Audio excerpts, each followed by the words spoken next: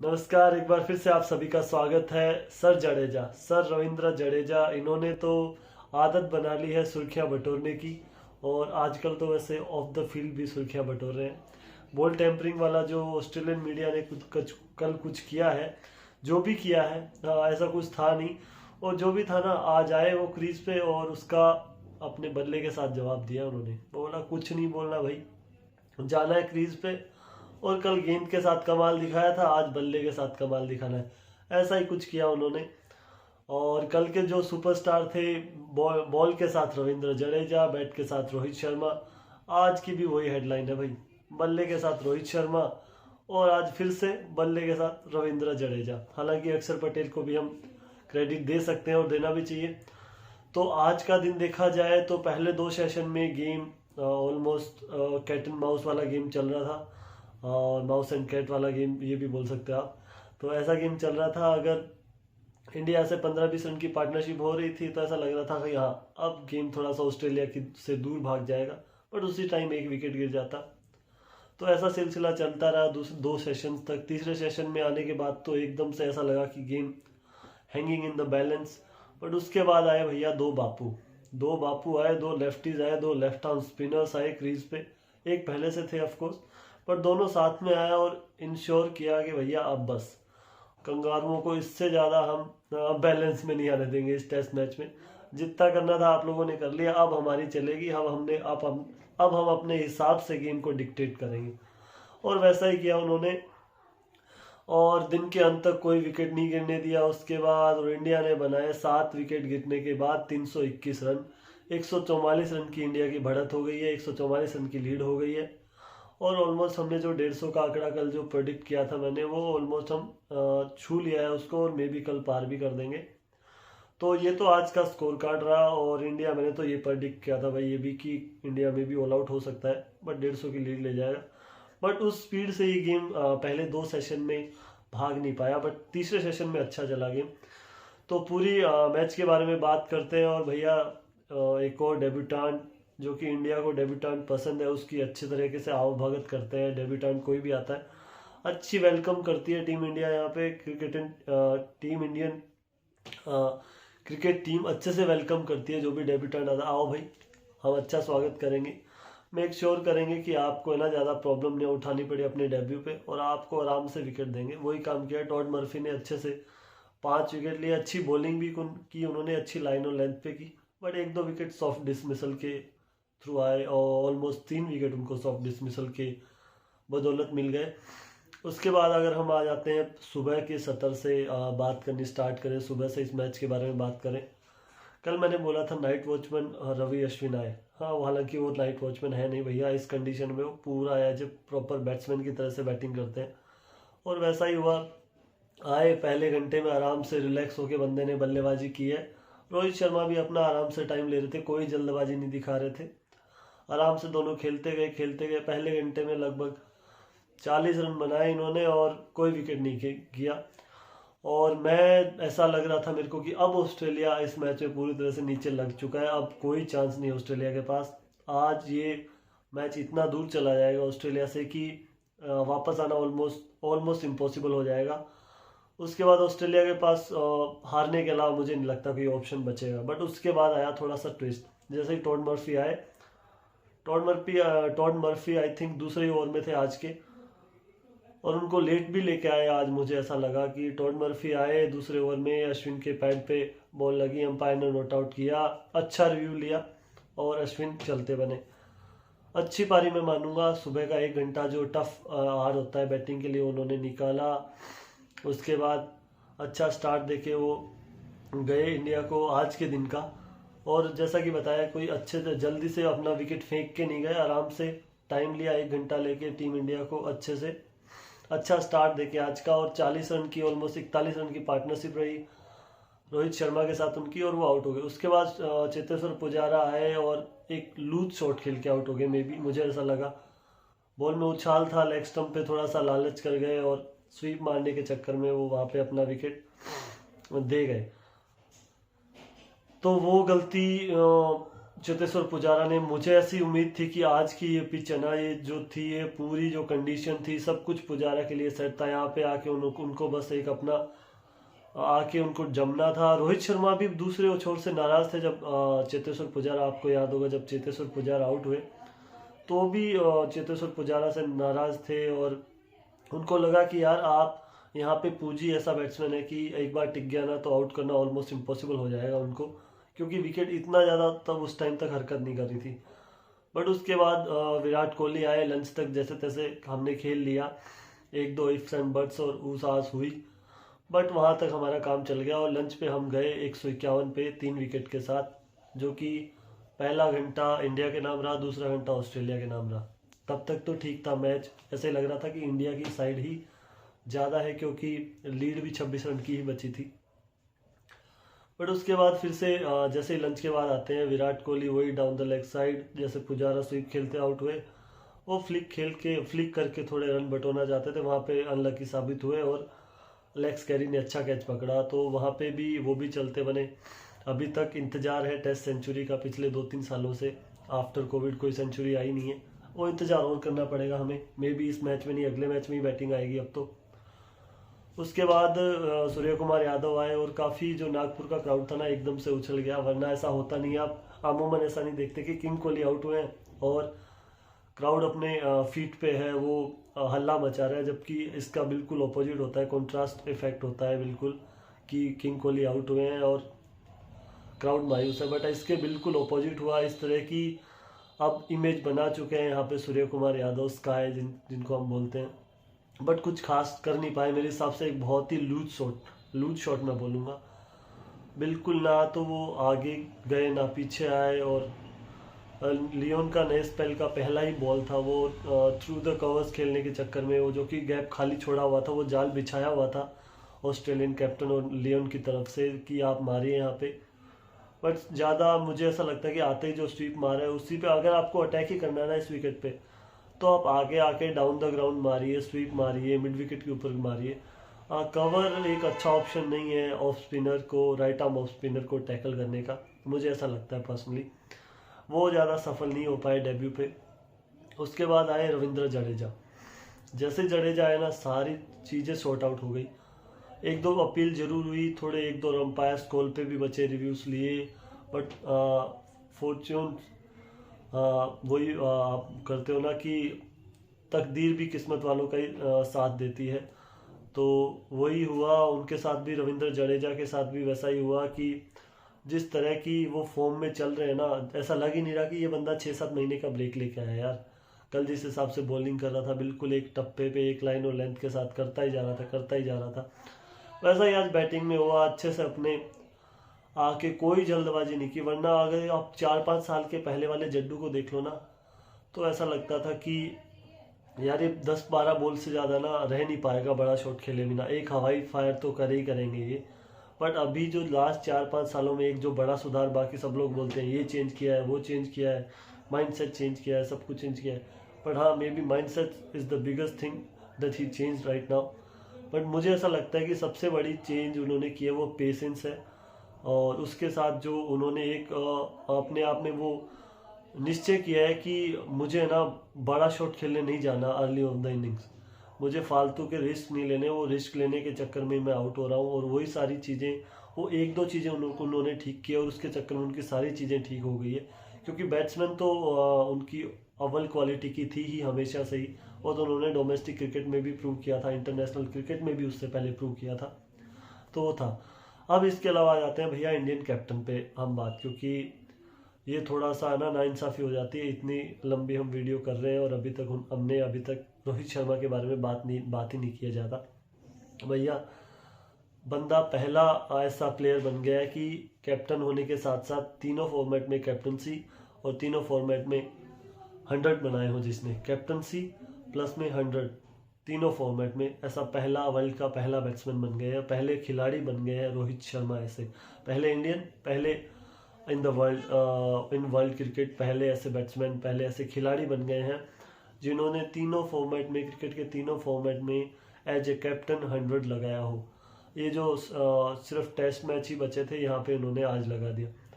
यार इससे अच्छी पारी तो बहुत अच्छी अच्छी खेली है रोहित शर्मा ने, बट इतना इजी सरफेस ये था नहीं, इतनी इजी पिच बैटिंग के लिए थी ही नहीं। बट यहाँ पे ना मैंने बिल्कुल ही अलग रोहित शर्मा को देखा है। एक छक्का जरूर लगाया उन्होंने पैट कमिंस को, और जो सेंचुरी बनाई थी वहाँ पे आगे आके उन्होंने इनसाइड आउट एक चिप शॉट खेला था ओवर कमिंस मिड ऑफ के ऊपर से। उन दो शॉट के अलावा मैं देखूँ तो ऐसा एक शॉट नहीं लगा जहाँ पे मुझे ऐसा लग रहा हो कि रोहित शर्मा कंट्रोल में नहीं है, रोहित शर्मा जल्दबाजी करते हुए नजर आ रहे हैं, या फिर रोहित शर्मा बड़े शॉट के लिए जा रहे हैं। ये मतलब मैच्योरिटी मेरे को ऐसा लग रही है कि बंदे ने जिम्मा लिया हुआ है कैप्टनसी के कि भाई मैं कैप्टन हूँ, मुझे लीड करना है आगे से, मुझे कोई रिस्क नहीं लेना। और उन्होंने उनके मन में ये बात जरूर चल रही होगी कि मुझे फोर्थ इनिंग में बैटिंग इस पिच पे नहीं करनी है, कुछ भी हो जाए, चाहे चाहे मैं यहाँ पे थोड़ा सा कंट्रोल कर लूँ, थोड़ा सा अपने आप को, अपना जो मन है ना, जो मेरा नेचुरल गेम है उसको थोड़ा सा नीचे दबा के यहाँ पे टीम को ऊपर रख के मेरे को सोचना पड़ेगा कि मेरे को फोर्थ इनिंग में इस पिच पे बैटिंग नहीं करनी, क्योंकि ये ऑलमोस्ट अनप्लेबल हो जाएगी जब हम चौथे नंबर पे बैटिंग करने आएंगे। ऐसा रोहित शर्मा आज मुझे लगता है ऐसा ही सोच के आया था, क्योंकि कल अलग माइंडसेट से बैटिंग कर रहे थे वो। हालांकि आज उनको इतनी लूज डिलीवरी नहीं मिली जितनी कल मिली थी, वो अलग बात है, बट फिर भी स्पिनर्स लगे हुए थे, राइट आर्म ऑफ स्पिनर। ऐसा कितनी बार आप देखते हो कि राइट आर्म ऑफ स्पिनर इतने ओवर्स डाल गए रोहित शर्मा के अगेंस्ट और उन्होंने एक छक्का नहीं लगाया उनको। मे बी कल एक जरूर लगाया उन्होंने नेथन लियोन को, बट आज के पूरे 2 सेशन पूरे खेल गए, ऑलमोस्ट क्या पूरे ही खेल गए। और ऐसा आपने लास्ट टाइम कब मैंने तो नहीं देखा कि 2 सेशन बंदा ये खेल रहा है और सामने से एक छोर से तो राइट आर्म ऑफ स्पिनर आ ही रहा है और ये बंदे ने एक छक्का नहीं लगाया उसके। तो कमाल की, मुझे टेस्ट क्रिकेट में तो काफ़ी अच्छी अच्छी पारियां खेली है इन्होंने। इंग्लैंड में जाके जो इंग्लैंड वाली सीरीज थी वहाँ पे अच्छी पारियां खेली थी, बट ये मुझे ऐसा लगता है कि रोहित शर्मा की ना, मुझे पर्सनली अगर मैं बताऊं, one of the best innings है ये उनके करियर की।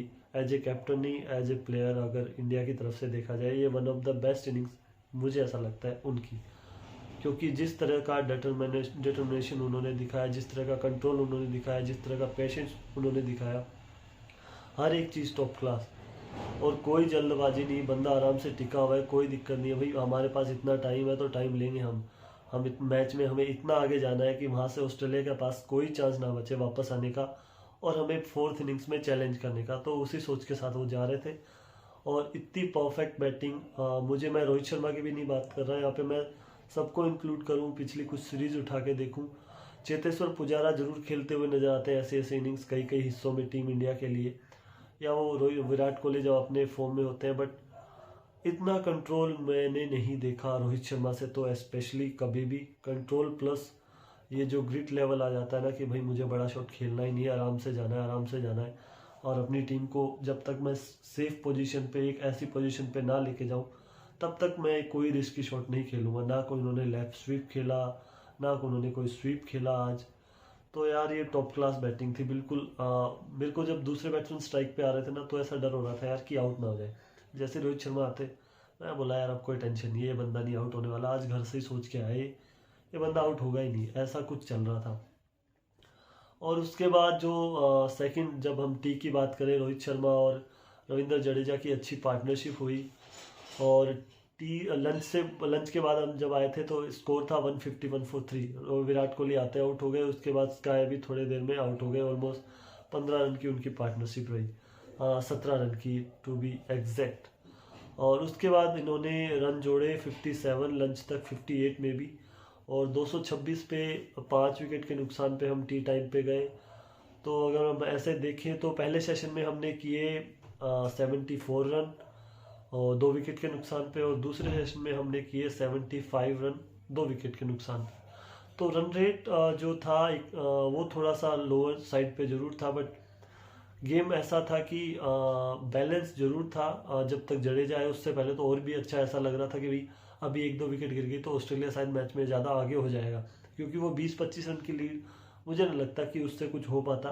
ऑस्ट्रेलिया अगर तीसरी पारी में आगे 200 बना देता तो वहाँ पे 170-180 चेंज करना थोड़ा सा डिफिकल्ट हो जाता इंडिया के लिए। और उसके अलावा बात देखा जाए तब टी के बाद आए और नई बॉल ली पैट कमिंस ने, और उससे पहले एक कैच छूटा स्टीव स्मिथ से स्लिप में, और उससे अगली ही गेंद जो यार पैट कमिंस की स्पेशल बॉल है, वो पड़ती है कौन के साथ अंदर जा रही होती है, जैसे ही टप्पा खा के बाहर निकलती है, हल्की सी इतनी बाहर निकलती है तो बल्ले का एज ले जाती है या फिर वो डंडों पे जाके सीधे लगती है। और वही हुआ। और रोहित शर्मा जिस हिसाब से आज खेल रहे थे ना, उनको वैसी ही बॉल लगनी थी जो पुजारा के लिए हम बात करते हैं ना, कि वही सेम बॉल ऑलमोस्ट वही 4 स्टंप लाइन वाली पुजारा को आउट करती है। आज वो विकेट में आई, मिडल स्टंप से बॉल पड़ी, टप्पा पड़ा बाहर, थोड़ी सी बाहर सीधी हुई और वो ऑफ स्टंप पे जाके लगी। और ये एक शानदार बॉल थी पैट कमिंस की, बट काफ़ी लाजवाब पारी खेल के, one of his best knock in his career खेल के रोहित शर्मा आउट हुए हैं। और उसके बाद ऐसा फिर से लगा कि मैच थोड़ा सा फंस गया है। श्रीकर भरत आए और थोड़ा सा इंटेंशन दिखाया, बट मुझे ऐसा लगा कि थोड़ी सी टेक्निक में ना अभी भी प्रॉब्लम है उनके। ज़्यादा सर जल्दी गिर जाता है और आगे वाला पैर थोड़ा और आगे ज़्यादा निकल जाता है। विकेट्स को ज़्यादा कवर करके खेल रहे थे, मे बी इस डर से कि विकेट में लो बाउंस है, बोल्ड ना हो जाऊँ। बट भैया आप जब बोल्ड होगे तो एलबीडब्ल्यू भी तो हो जाओगे, पैर ज़्यादा आगे आ जाएगा तो। बट बैलेंस थोड़ा गिर रहा था, सर गिर रहा था, क्योंकि पैर आगे वाला ज़्यादा आगे जा रहा था। इस वजह से उनका डेब्यू जो था वो ज़्यादा लंबे टाइम तक, जो डेब्यू की इनिंग्स थी, फर्स्ट इनिंग्स थी टेस्ट मैच में, वो ज़्यादा देर चल नहीं पाई और जल्दी ही वो आउट होके चले गए। बट नो प्रॉब्लम, अभी उनका पहला ही मैच है तो हमें उनको टाइम तो देना ही चाहिए, ये सीरीज़ तो एटलीस्ट उनको देनी चाहिए। उसके बाद आ गए भैया दूसरे बापू। एक बापू ऑलरेडी क्रीज पे थे जिसको हम सर जडेजा के नाम से बुलाते हैं, और दूसरे बापू अक्षर पटेल क्रीज पे आए। उसके बाद जो बंदों ने बीड़ा उठाया भैया, मुझे ऐसा लग रहा है, हम बोलते हैं यार कि right arm off spinner left hander के सामने यार कुछ तो होगा, अब विकेट गई, अब विकेट गई। बट आज मुझे ऐसा लगा भैया कि ऑफ स्पिनर को ना, राइट हैंडर तो थोड़े से मुश्किलों का सामना करना पड़ रहा था उनको, बट जैसे लेफ्ट हैंडर्स आए ना, उनको कोई मतलब नहीं भाई, कोई कौन है ऑफ स्पिनर, हम नहीं जानते ऐसे ऑफ स्पिनर को भैया, हमें कोई फर्क नहीं पड़ता, हम अपना आराम से बैटिंग करेंगे, कोई ऐसा बॉल आएगा ही नहीं हमें तंग कर पाए। और वैसा ही हुआ, आराम से टाइम लिया उन्होंने, 6-7 ओवर 8 ओवर आराम से टाइम लिया। जैसे ही ऐसा लगा कि अब भाई टॉड मर्फी और नेथन लियोन थक गए, जो कि ऑब्वियसली वो सुबह से बॉलिंग कर रहे थे, और जैसे एक आधी हाफ ट्रैकर आ रही है, 1-2 बॉलें ओवर पिच आ रही है, ऑफ स्टंप के बाद रूम मिल रहा है, तो हर तरह की उनको बाउंड्री बॉल मिली और उन्होंने उनका भरपूर फायदा उठाया। पैट कमिंस को हालांकि अच्छे स्ट्रेट ड्राइव लगाए यार, अक्षर पटेल ने जो स्ट्रेट ड्राइव लगाए हैं, दो ऑन ड्राइव लगाए पैट कमिंस को, एक ऑन ड्राइव लगाया मे बी टॉड मर्फी को। शानदार बैटिंग थी यार वो, गजब की। और रविंद्र जडेजा की तो हम क्या ही बात करें, वो तो हम जानते हैं जिस हिसाब से यार लास्ट 4-5 सालों की अगर बात करें ना, बंदे का 50 का औसत है, 50-48 का औसत है उस बंदे का। और ऐसा अगर टॉप ऑर्डर बैट्समैन या मिडिल ऑर्डर बैट्समैन का होगा ना, तो वो भी अपने आप पे प्राउड फील करेंगे। और ये नंबर 7 का हमारा ऑलराउंडर है और इसका ऐसा एवरेज है, और इसी के बलबूते पे ये जो टेस्ट रैंकिंग है, जो टेस्ट में हम अच्छा कर रहे हैं, वो उनका सबसे बड़ा जो मेन हमारा, उसका सबसे बड़ा जो जिसको जाता है श्रेय, तो वो है रविंद्र जडेजा, सर जडेजा। तो जिस लिहाज से, जिस लय से ये बंदा बैटिंग करने जाता है, वही मैं बोल रहा हूँ जो रोहित शर्मा के लिए जिस हिसाब से डिटर्मिनेशन, ग्रिट लेवल जो था, पेशेंस जो था, और कंसंट्रेशन लेवल जो था, वो सेम हम यहाँ पे रविंद्र जडेजा के लिए अप्लाई कर सकते हैं। बट उससे एक लेवल अप भी, क्योंकि ये लगातार करते आ रही है ये चीज़। बंदा आता है, भूल जाता है भाई मेरा नेचुरल गेम क्या है, मैं वाइट बॉल क्रिकेट में किस तरह की गेम खेलता हूँ। मैं बोला भाई यहाँ रेड बॉल क्रिकेट है, मुझे अपना गेम चेंज करना है। जो कि आज दीपदास गुप्ता ने एक बात बोली भी भैया कि नेचुरल गेम वगैरह कुछ नहीं होता, यहाँ पे आपको कंडीशंस को एसेस करना है, उस हिसाब से खेलना है, तभी आप बड़े प्लेयर हो। वरना आप आओगे, मेरा तो बड़े शॉट मार के आउट होगे, मेरा तो नेचुरल गेम ये है। तो आप ऐसे टीम को बीच मझधार में छोड़ के जाओगे तो कोई नेचुरल गेम वगैरह कुछ भी नहीं है।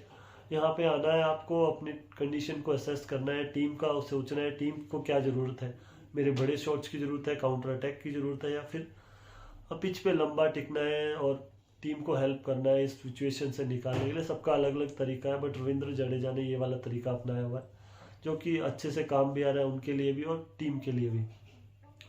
और उसके अलावा अक्षर पटेल की बात करें तो बांग्लादेश सीरीज से पहले तक ऐसे लग नहीं रहा था कि यार अक्षर पटेल है ना, मैं भी ऐसा पर्सनली बोल रहा था कि ये बंदा ना यार बॉलिंग से तो करता है बट ये जडेजा की जगह खेल रहा है और इसको बैटिंग में भी करके देना पड़ेगा इंडिया के लिए। बट बांग्लादेश सीरीज से ना जो 2 टेस्ट मैचेस वहाँ पे खेल के आए, वहाँ पे इतनी अच्छी बैटिंग करके आया, ये तो नहीं कि 70-80-100 बना के आए वहाँ पे, बट दोनों मैचेस में अच्छी अच्छी पारी, छोटी छोटी 30-40-50 रन की पारी उन्होंने खेली है वहाँ पे। उससे इस बंदे का कॉन्फिडेंस बढ़ा है, और वो कॉन्फिडेंस बढ़ा हुआ हमें दिख भी रहा है अभी हाल ही की फॉर्म में उनके। और क्या शानदार यार, आराम से अपना टाइम लिया स्टार्टिंग में बंदे ने, और उसके बाद जैसे ही लूज डिलीवरीज आई उनको आराम से बाउंड्री के लिए डिस्पैच किया, और अपनी 50 कंप्लीट की दे के बिल्कुल एंड में, और मेक इंश्योर किया दोनों लेफ्ट हैंडर्स ने कि अभी कोई नुकसान नहीं होना चाहिए, कल से आके फिर से एक न्यू स्टार्ट लेंगे। तो ये तो रही आज के जो पूरे दिन की समरी थी इंडिया की बैटिंग की तरफ से, और एक अच्छी पोजीशन में पहुंच गए हम। अब थोड़ी सी बात कर लेते हैं बॉलिंग की। तो बॉलिंग में सुबह पैट कमिंस वही निकल अपने पैट कमिंस ने स्टार्ट किया, और दूसरे छोर से नेथन लियोन से स्टार्ट किया।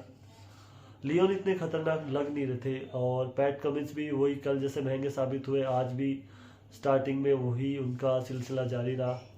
उसके बाद जब चेंज आया ना मैच में, और जो सबसे ऐसा था कि अब ऑस्ट्रेलिया वापस आया, वो आया जब टॉड मर्फी और स्कॉट बोलैंड वापस आया अटैक में।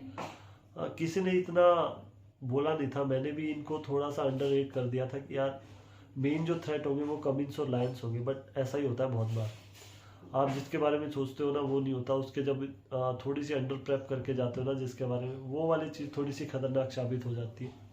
वैसा ही हुआ, स्कॉट बोलेंड ने एक टप्पा पकड़ लिया अपने वहाँ पे, मेडन ओवर, मेडन पे मेडन, मेडन पे मेडन डालते रहे, और दूसरी तरफ से टॉड मर्फी ने भी एक अपनी लाइन और लेंथ पकड़ ली, और राउंड द विकेट आके राइट हैंडर्स को वो वाली लाइन करते रहे। अश्विन को फंसा लिया, पुजारा को फंसा लिया, विराट को फंसा लिया। हालांकि पुजारा और विराट कोहली थोड़े अनलकी रहे, बट वही कि अच्छी एक लाइन और लेंथ पे बॉलिंग करते रहे, जिनका रिजल्ट उन्हें मिला। उसके बाद पैट कमिंस जो सेकंड सेशन था वहाँ पे लायन फिर से आए अपने स्पेल में, एक नए स्पेल में आए। वहाँ पे उनको थोड़ा सा ऐसा लग रहा था कि हाँ अब वो पुराने वाले लाइन जिसके हम यूज टू है, उस वो वाले लाइन अब दिख रहे हैं। थोड़ा जिप ज़्यादा था बॉल में, और वो थोड़ा सा पढ़ के टर्न अच्छा मिल रहा था उनको, थोड़ा बाउंस भी मिल रहा था। वहाँ पे आते उनको उन्होंने सूर्य कुमार यादव को आउट किया। उसके बाद थोड़ी सी जडेजा के लिए भी स्टार्टिंग में थोड़ी सी मुश्किलों का सामना जडेजा को भी करना पड़ा लियोन्स के अगेंस्ट। और उसके बाद टॉड मर्फी अच्छी गेंदबाजी करते चले गए, star of the day for Australia.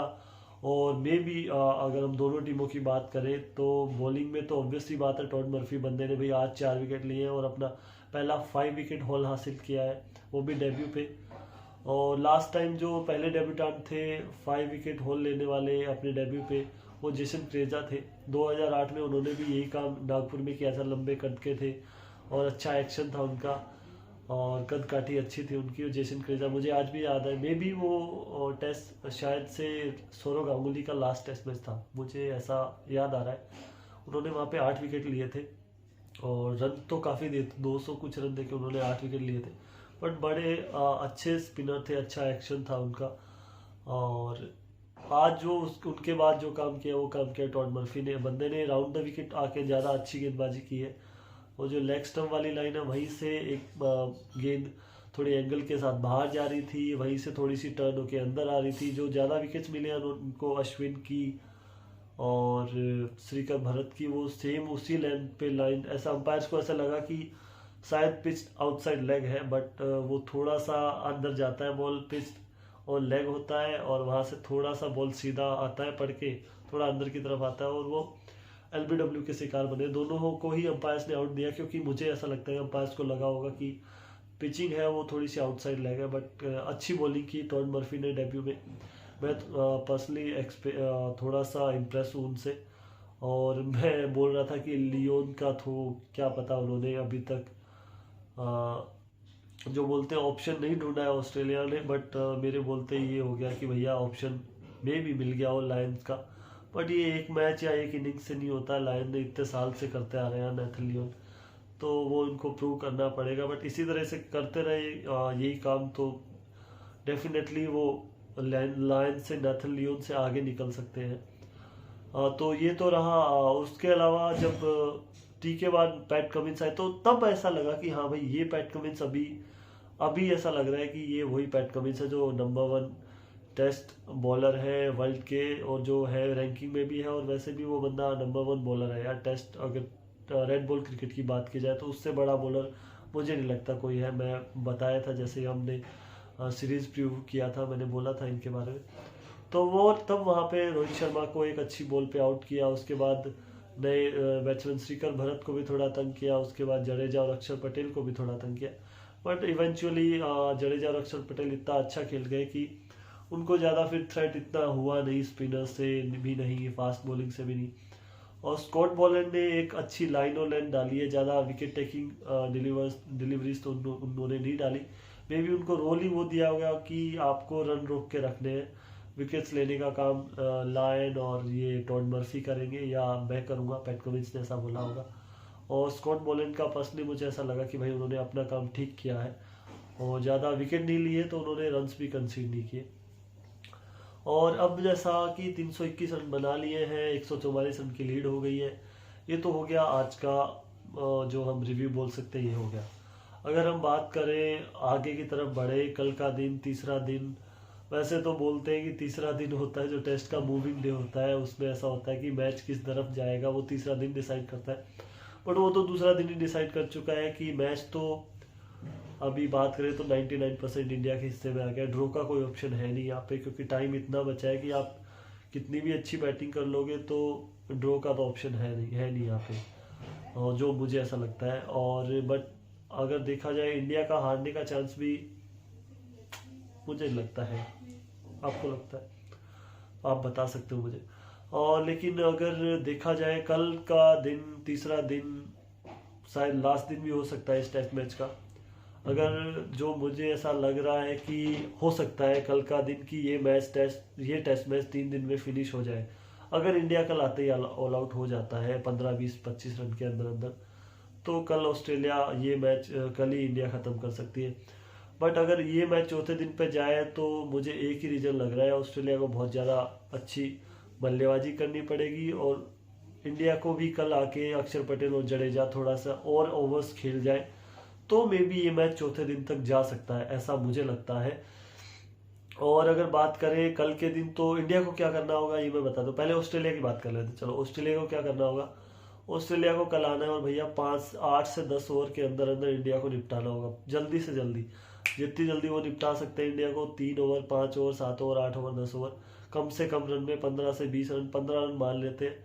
160 की लीड ऑस्ट्रेलिया को, 160 के अंदर अंदर इंडिया को समेटना होगा, वापस आना होगा, और कल का दिन पूरा खेलना पड़ेगा। हालांकि नाना करते भी उन्होंने कल का दिन पूरा खेल लिया, परसों के 2 सेशन खेलने पड़ेंगे उनको, तब जाके उनके रन बनेंगे ऑलमोस्ट 400 के अराउंड।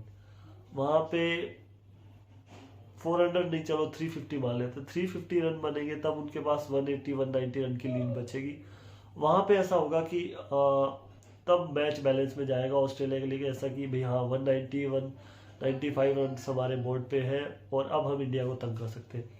ये तो करना होगा ऑस्ट्रेलिया को। उसके लिए सबसे पहले उनको कल आते इंडिया को ऑल आउट करना पड़ेगा।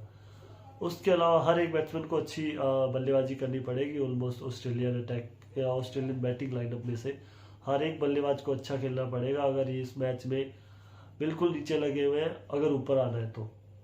इंडिया को क्या करना होगा, कुछ ज़्यादा स्पेशल करने की ज़रूरत है नहीं।